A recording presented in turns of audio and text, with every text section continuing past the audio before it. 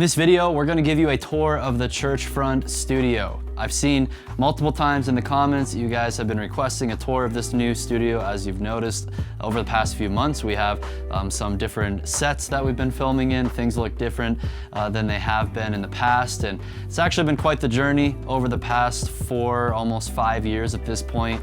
My first studio was my living room at my house in front of a piano.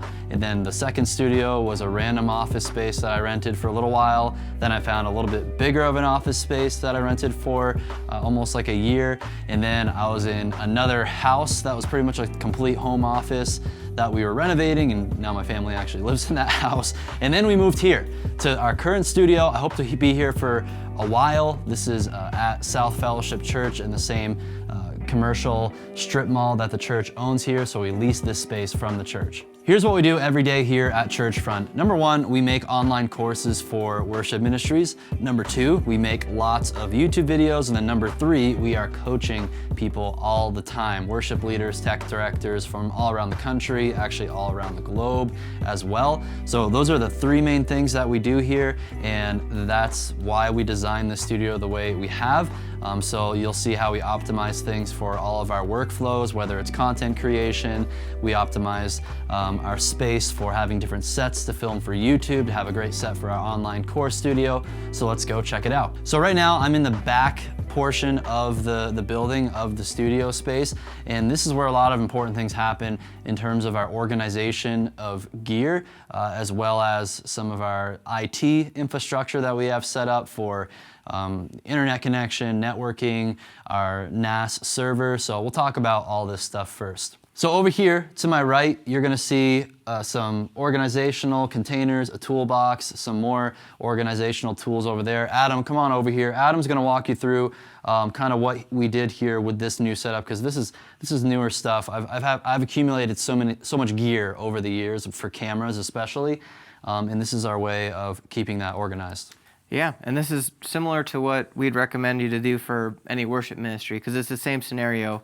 You know, you're getting ready for a shoot or you're getting ready for a Sunday morning, and you're like, I need this kind of adapter. So it's labeled with a label maker. We got all of our HDMI adapters, Ethernet adapters, Velcro ties, guitar picks, just like any small little thing that we might want to quickly grab. We know exactly where it is because it's labeled and it's in this organization tool. We also have all of our cards up here, so like when you're shooting, you want to grab an SD card, you have the right size and you know if it's full or if it's been emptied and cleared. So super helpful. And then this table is kind of nice for if we're going somewhere, we can use it to lay out what we're packing up. So that's why this is here. And then this big guy is really handy. Again, we've got all of our labels on here. So we've got some different microphones and DI boxes and just different tools like that in this drawer. We've got our actual building kind of tools, and then lots of cables, again, like even smaller bins inside of this one to make it even more organized. So just lots of stuff in here, and it's nice to have it organized that way. Yeah, and the top drawer here, this is where we put our batteries for our Canon cameras. So we got like the C300 that we're filming this on, C200 batteries. We got more batteries up there as well. But this toolbox was well worth it. I think it was $600 from Lowe's. We picked it up, and just a Cobalt toolbox. I'm not brand loyal. Craftsman, Husky, whatever looks good. I like this one. This one has the power in it too. That's how we're charging these. Yeah, it's got power built into it, some USB power ports as well. So this was huge. And what I'm excited for is, like, I don't want to move anytime soon, but I like the way that we've organized our gear and how well packaged it is everywhere, that we could, if we had to move tomorrow, it actually wouldn't be that bad. Everything is like in containers. You could roll the toolbox, put it in a moving truck, and we're ready to go. Yeah. So I think it just looks a little cleaner. Got it shut too. But and then again, we've got this bookshelf, which I think you've had for like 16 years or something. I'm never gonna get rid of this bookshelf. I've had it in my office setup forever, and just like I've used it for over 5 years now. Yeah. This came from an old Borders bookstore that shut down, and they're like giving away all their bookcases and stuff, or selling them for super cheap. So It works great because I found these like little organizers at Home Depot. So I put some, you can put batteries in them, anything. I've just found that in our world of working with lots of tech gear, having higher quantity of smaller little containers for all your different aspects or pieces of gear, it's going to make your life so much easier. So we actually got a bunch of extra bins down there too if we wanted to fill it up with more. But I actually like Adam's idea was to get this one that had even smaller containers because there's just a lot of tiny things that need a home, and even these containers are kind of a little bit too big for them. But yeah, it's working. We've got a bunch of interfaces. So one cool thing is like the fact that we have all these extra pieces of gear. It's gear that you guys use, so we're able to play around with it. You'll see it in the rest of the studio, different soundboards. It's like if you have a problem, I can actually pick one up and try it out and mess with it. So yeah, I think that's it for this side of the organization. A very important section. This is our kitchen right here of our studio. So we've got the water cooler. There's something about a water cooler that felt very validating of the operation that we have going here, that we are a legitimate business now because we have a water cooler. And then we've got microwave, mini fridge, not really much going on in here. We've got mostly all LaCroix, and probably, I think this is a really old chai milk stout beer. I don't think I would want to try that now, but we don't really ever use these fridges for anything. Fortunately, we all live within like 5 minutes of here, so we all go home for lunch break anyway. Protein as well. I probably could consume more of that. And that's the kitchen. All right, so now let's move on to another important area right here. This is kind of like our IT hub of everything that's going on network-wise. So Adam, how about you explain this one since you set this up? Yeah, we recently just cleaned up and organized this space too. So we just had this old ATA rack. So we were able to actually put some shelves in here and then a Furman, so all the power is clean, and then we've got a rack mountable network switch. So that stays really clean too since that's all racked up, and then we've got all these internet IT things I don't know a lot about, but I was able to plug it back in. And then we've got our NAS down here, which we fixed and got working, and so... That's a fun story. Yeah. So it's kind of an annoying story. So we got the QNAP NAS. I actually told you guys about this on a previous video last year. I think, it was my like desk setup video I did last year. The NAS, it's still really great. Unfortunately, all the QNAP NASs were vulnerable to all the ransomware that was happening a few months ago. So we actually did get our NAS. It was infected. It primarily, this is just like footage from our YouTube videos and courses and stuff like that. All of our highly sensitive info and stuff like that, that's all stored in much more secure cloud infrastructure systems with Google and companies like that. So this, like, it wasn't a huge deal. Basically, all the media got locked up because of the ransomware on there, and for the most part, we actually we didn't have to reference back to a lot of it, and we have stuff backed up on other drives as well. So long story short, we actually just wiped the thing clean, reconfigured it. I actually learned how to configure it better this time, so it works way better for us now. But this server is really important because it provides for us 1, 2, 3, 4, 5, 6. So what's 16 terabytes times 6? Put that number on the screen right now. It provides for us that much space of storage to do all of our video editing, content creation, and then we can all plug into this over 10 gigabit Ethernet. We have I think we have 3 or 4 ports. I think actually 3 ports. You can also plug into it via Thunderbolt. That's what this computer is doing right here. So we can all, edit off of the same drive, basically, without having to pass around the portable drives. It's a huge, huge lifesaver. And with that much space, we're going to be fine using this guy for quite a while. Next, I wanted to show you too was this laptop here. So this is one of my older MacBook Pros, and it's basically functioning now as kind of a media offloading computer. So after we film this video, Chipper's gonna take all the cards from the cameras and our microphones, and he's gonna use this computer to offload over Thunderbolt onto the NAS, and then he can go walk in his office and he can start editing it. So again, just a really great way to streamline these processes and having different computers kind of dedicated to like one job. Anything else over here? Just the power backup. So if you don't have one of these, it's just called a UPS or a backup It's just nice to have. So our NAS, if the power goes out, we do have power issues in this building. So the fact that if the power goes out, our internet and the NAS can stay online. And then we also have, this Furman has a voltage meter here, and so if it spikes, it protects all the gear that's here. So yeah. In this cage right here, it's just a security cage. I just wanted to make it so that if, God forbid, someone broke in here, it would be difficult for them to just walk off with a NAS or something like that. So I think it's called Global Systems is the website that sells all these types of things. And speaking of people breaking in here, we do have a security system, cameras, the whole 9 yards. And then for some lighting automation, we're using the Philips Hue system. So the little smart hub there is for the lights, and we can change the colors, brightness, all that stuff. So when you're looking around this room, most of the light bulbs you'll see are going to be like these Edison bulbs, so those warmer color Philips Hue Edison bulbs. I just like the look of those. They also work good as like kind of nice hair lights or backlight. And then we have some other Philips. This is like a plain old Philips Hue bulb. There's a color bulb. That's about it. Let's move on to our workspaces here. So I actually got this desk from an architectural firm that was moving when I lived in Chicago. So it's one of those smart desks where I can sit and stand and move it.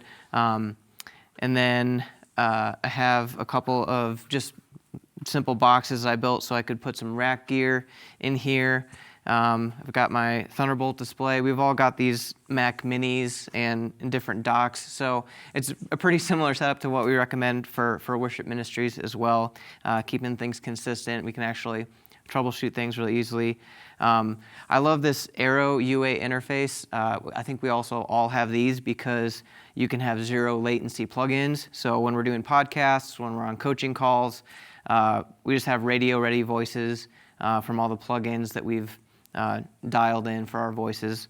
So we all have these SM7Bs, so we can sound nice and pretty when we're talking to you guys on coaching calls. HS5 monitors for monitoring, though most of the time I'm wearing headphones or in-ears because we're in an open office space here. And I usually have a GH5 camera for my FaceTime or my Zoom camera there. And then, I have a key light here, so again, for lighting when I'm on a call, and then just another work light or a little bit of a fill light there. And I think that's mostly it. One fun thing I recently did is I drilled a hole through my desk so I could have my headphone port on the front here instead of having a cable run across my desk. But I think that about covers my desk setup here. Yeah, and often, I don't even know if you just mentioned this, but often Adam will like be configuring consoles, or right now he's like diving deep into the SQ consoles for the Mixing for Worship course and all the configuration that you can do with this guy. Yeah. So it's nice to have a little desk there. And this is our little Intel Nuke. So if we have any PC configuration or usually just troubleshooting that we have to do to help people out who have PCs, then we have one here that we can actually use that for. And if it's not being used for that, it's just mining Bitcoin. So far, I think we've mined about 50 cents of Bitcoin in about a month, so it's great. All right, moving on to my desk setup. Nothing really has changed, so I'll put the card for the video I made last year about this setup, so I don't want to go and repeat all the details about that. Love the setup, love everything about it. The newest thing I just added was I kind of made some upgrades to my little bookshelf here. I do have my plaque. I'm pretty happy with that, the 100,000 sub plaque, which crazy to think we're at like 170,000 now. It's crazy how much quickly the second 100,000 subscribers have come versus the first 100,000. I can't even talk. Okay, and then I've got my iMac up here. This I got, it's really nostalgic because this was like the first computer when I was like 9 or 10 years old. I remember actually playing a lot. My grandmother had one of these at her house. It was really actually my first Mac. We had some PCs at our personal home. I think I had like an old Gateway or something. But this was like the first Mac I ever worked on. And then I got this Macintosh SE30. This model was actually created the year I was born in 1990. So it's kind of fun to look at that and just think how far technology has come basically since I've been alive. And then books and other fun stuff there. So that's my desk setup. Yeah, I don't know, and especially because we have our studio really dark all the time. I like having this key light here, not only for when I'm doing Zoom calls or if I film in front of my desk, but it actually, like turning this light on just helps me kind of feel more awake because it kind of simulates a window or something like that. Moving on to the course creation studio. This is one of my favorite spots in our studio. We've worked real hard on this because this is kind of our main thing, our main product is courses, right? So let's talk about what's going on here. Video-wise, it's pretty straightforward. We got a Canon C200 right there on the tripod. In audio capture, we are using a Rode NTG5 shotgun microphone. And that audio, what happens is it goes to a mixing console. Right now it's the X32, usually it's the SQ5, but we're making courses with the SQ5. So it'll go through the mixing console, it'll get processed with EQ, compression, all that stuff, and then we'll send that audio feed into our camera so that when we're done filming a course, the audio is already processed and mixed really well right in the file that gets burned into the SD card on the camera. And then we have on this table right here, this is a Husky table that I got at Home Depot. It goes up and down with a manual crank, and it has wheels so we can easily move it if we had to.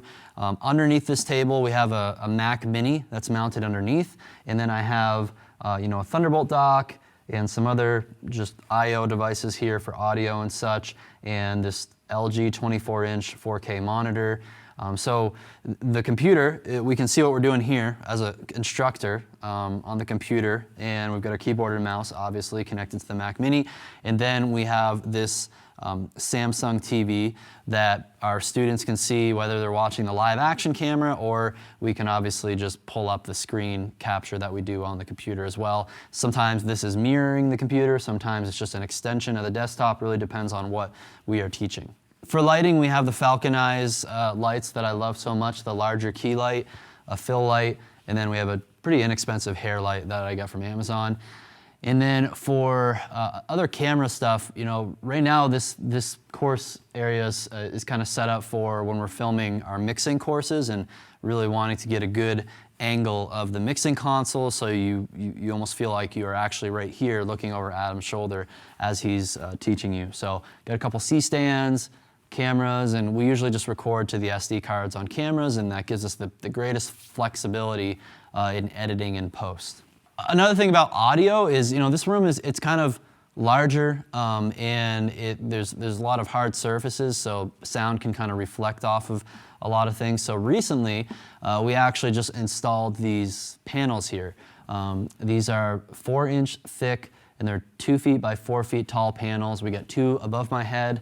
We're probably going to add another one soon, and then we got 3 right in front of me, just for some major absorption. We want the sound right here to be as dead as possible, and it's a pretty significant difference. If I were to clap right here, not much reflections going on, but if I were to move into the middle of the room and I clapped, you'd hear lots of reflections going off the walls. So really happy with the results of these panels, and I think these were about $70 each, and I'll link these down below in the description. Another thing about having all of these lights, all of these audio cables, all of this power, there's just a lot of cables everywhere. So our floor is a Velcro kind of tile thing, which means that we're able to use these Velcro strips, which we recommend any place that has a carpeted hard surface, you can use these things. But it's pretty cool because it's reusable. It's not like gaff where it'll make the floor sticky and then everything is sticky with your cables. So we just have all of our cables run, and then we have this stuff that's just like this vinyl material with Velcro sewn into it. So it makes the studio floor nice and clean, and nobody's tripping over cables as we're filming and moving around in the space. Welcome to the table. This is kind of a table that has multiple uses. It can be A great table. I like doing YouTube videos on here. I can have my laptop in front of me. I've got my mic right here for some nice clean audio. And then I can also use this for a podcasting table. We've used this for podcasting a lot. If we have guests come by, it's a great place to sit and chat. And or if we do the Churchfront show. Haven't done an episode of that in a while. We've just been so busy, vacations, stuff like that. But yeah, it's a really great multi-use area to just make some great content. So where did this come from? Home Depot. This tabletop, It's like okay. a butcher block, like if you were building a house and making a counter. Yeah, it was like $200, $250, I think. Yeah, something like that. We didn't treat it with anything, just because I like the kind of untreated look. It's not, I want it to have kind of a matte finish, and not have any glossy weird stuff. And then if it ever gets really beat up and disgusting, we'll get a new one. But you found some great legs, some inexpensive legs on Amazon for it. So then you just screwed the legs to this or bolted them, and there we go. We have a table. Yeah. Really easy. And when it comes to lighting, we're using, again, the Falcon Eyes lights, and I love how soft they are, and I especially like the look of when they're kind of hanging from the ceiling like this. It makes it even feel more natural. It looks really great. So we just built this little contraption. I think we got some galvanized pipe from Home Depot. We had some 2 lighting stands lying around. We connected them. And it's held up for almost 6-7 months now. So it's working great. And then for the backlights, people ask me about these all the time. These are the NAND lights. I'll link them down below. They're LED lights that are battery powered, or you can plug them in. You can change them to any color you want, any brightness you want. Highly recommend these lights for any content creation, because you can use them in such a large variety of ways. These ones do not have DMX built into them. That would be really cool if they did. You could put them on your stage, but they don't. I think there's another company called Quasar Science that makes some with DMX, but they're quite a bit more expensive. For audio, like Jake said, sometimes the SQ5 is here, but right now the X32 is here, just kind of routing all of our audio. So both between the course table and this table, all the audio is getting routed through whatever soundboard is sitting just out of frame of this table. So usually we just have 2 microphones, but if we have guests, we can put a few more up, and they all go into the soundboard. And then from there, they either go to this camera if Jake's doing a YouTube video, or if we're doing a Churchfront show, we have our kind of live streaming box underneath the board. So it's got Resi. We can go directly to Resi. We can record to an SD card, and all of our audio can be mixed from an app. So we have headphones that we can also listen to our own voices. If we're doing a live stream review, we can have that audio routed. So tons of flexibility, tons of options. We have Dante too. Dante is how it goes between the 2 boards or whatever sources we want. So oftentimes we'll have a laptop here. We'll run audio through Dante to the Dante network and be able to mix it however we like. Underneath of here, we usually have a couple of headphone amplifiers. So again, when we have guests, we can put more underneath of here, just some Velcro so that they stick underneath the table. And then, yes, we've got microphones, laptops, headphone mixes, able to remotely control it from an app. Yeah, like Adam briefly mentioned, the video rack that we built with Summit is actually underneath the mixing console here. So that's, whenever we're doing any type of multicam production, we have the ATEM Television Studio HD, we have the Decklink Duo with the expansion chassis in there. So that same setup that works great for a church live streaming environment, that works great here for us and what we're trying to produce. Yeah, and that's why we have these TVs here. So we have 3 TVs. This one is a multi-view. So usually I'll sit on this side and I'll have a stream deck, and I can control the ATEM Television Studio HD from the stream deck. So I can actually edit on the fly our YouTube Churchfront show, whatever we're doing. I can cut it with the stream deck and see my preview program, all the cameras that are up. And then here, Jake can see what's on my laptop. So if we're talking about a live stream review or what have you, he'll be able to see that. And then this one, I think, is maybe your camera. Or multi-view. Multi-view. Yeah. We can change it to be whatever we want, because we have the video hub in that rack as well. Yeah, and sometimes when I'm just sitting here filming a YouTube video and my C300 is right there, I'll just run the HDMI to a bigger screen, so I have better monitoring of what's going on. These are just very inexpensive TCL screens, so do not get them for color accuracy, that's for sure, but they just show you at least what you're capturing. And then we do have some other acoustic panels here on the back wall behind us. I think these are the same brand as all of the other ATS. Yes, the ATS, and we can link those down there too. I actually prefer the look of no panels on this back wall with just the lights. Just looks cleaner to me, but it's great to have, you know, this look if we want that as well. And that is the table. So this portion of the studio, it's about it's like the fourth quadrant of the room we haven't talked about yet in this big open space. This is really just flexible for having space to film other YouTube videos. My video I did with David Faltzgraf about Sunday Keys, this was the perfect setup for that. It's kind of like a musical corner, so we can kind of simulate a band setup. We got a drum set, guitars, amps, everything we need out here for filming courses. Like we did the mixing for worship one where Adam was showing you how to mic a drum set and things like that. We can all do it right here. So that's one of the things I love about the studio is I didn't want to partition it off into separate rooms. I really wanted to have as much space as possible to work with, and then but still kind of divide it into these quadrants, but they could easily kind of bleed into each other if we have to, because sometimes if I'm filming something here, the camera is going to be like right up next to my desk or something like that, but that's totally fine. So this is the musical corner, really handy little spot. So here's a storage closet that I'd highly recommend you emulate with your gear storage, and I really like this, is getting these stackable containers. This is Adam's idea. Anything storage-wise, organization, that was Adam. Get the labels on there, and this little box is dedicated to Ethernet cables. You know, for the most part, shorter Ethernet cables. Then we have another one that has SDI cables, another one for power cables and short power cables, XLR cables. Like you'll see B-roll, there's a ton of different containers in that closet. So this is the only standalone workspace office that we have within our studio, and this is Chipper's office. It's kind of like his editing production suite, I guess I would call it. So he's got the platform desk, which is an awesome desk he found, created by Output is the company that makes it. So we got this desk. It's great because he's got, you know, the drawer for a keyboard and all that stuff if he's doing any music production work. He primarily is doing a ton of editing, so he's got the nice big old widescreen LG screen right there, and then he's running a Mac Mini, CalDigit Thunderbolt dock. He's got this little Asus screen here if he wants to have a secondary screen for anything, and he's got some Rocket monitors, Atom audio monitors, Universal Audio Aero interface. And then he's got this treated, so it's like super dead in this room, which is great for any mixing that he is doing. It's also worth mentioning we all use the Bear Dynamic headphones. So these are the DT770 Pros, the 250 ohms version that Chipper has connected to his Universal Audio interface right here.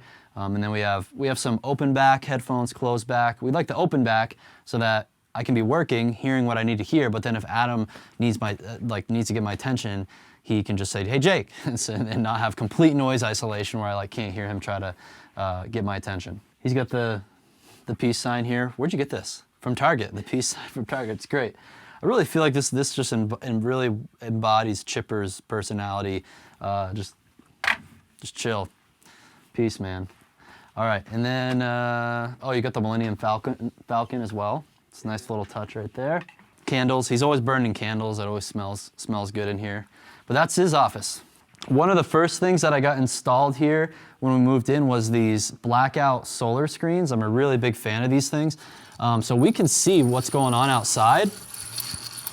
But with these shades, nobody can see in here, and you can see how bright it is, right? If you want to move over here, Chipper, and film this way. Yeah, like so much light can come in here. This is kind of like a storefront, but again, we'd prefer people not really know what's going on here, and we don't need all this light coming in. So if you guys actually, if you wanted to have a quick way at your churches to reduce the amount of ambient light coming in your worship spaces, I'd look into these solar screens because they really cut down a lot of the light. They can also keep a lot of heat out, and then but it still allows you to see out. So pretty cool technology. So guys, that is it. That is the Churchfront studio. I hope you guys enjoyed this tour. Like I mentioned, we'll throw the links for all the various things we talked about down below this video. If you would like our team's help in building your worship ministry, then reach out to us. You'll see a link down below where you can go to worship ministry school and apply for our program. We've built this place for you, the worship leader, and to be able to come alongside you, to create courses for you, as well as to support you through all of our coaching calls. So click that link below. We hope to connect with you soon. Thanks so much for watching, and we'll see you next time.